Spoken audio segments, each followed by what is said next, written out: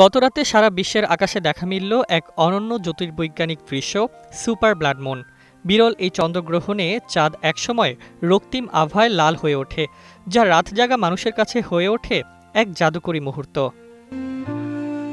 বিজ্ঞানীরা ব্যাখ্যা করেন, চন্দ্রগ্রহণের সময় পৃথিবী সূর্য ও চাঁদের মাঝখানে এসে সূর্যালোক আটকায়।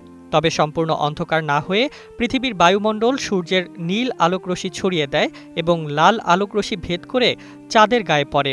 ফলে চাঁদ লালচে আভায় জ্বলে ওঠে। এটি পরিচিত ব্লাড মুন নামে।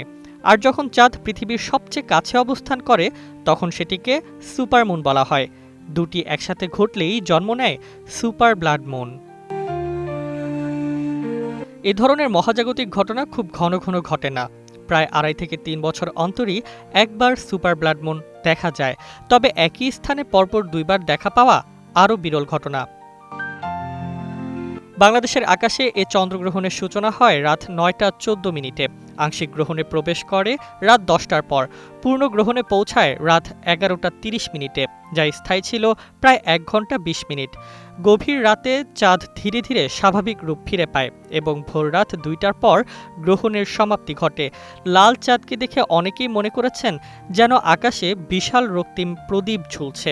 আকারও ছিল স্বাভাবিক চাঁদের তুলনায় প্রায় 14 ভাগ বড় এবং প্রায় 30 ভাগ উজ্জ্বল।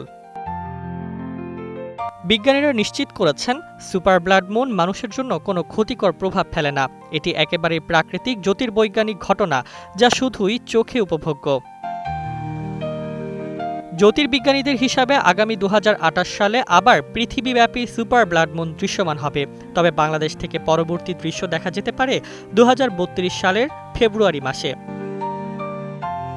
এমন লালচে চাঁদ রাত জাগা মানুষকে শুধু বিস্মিতই করেনি, মহাবিশ্বের অপার রহস্যের দিকটিও আবার মনে করিয়ে দিয়েছে।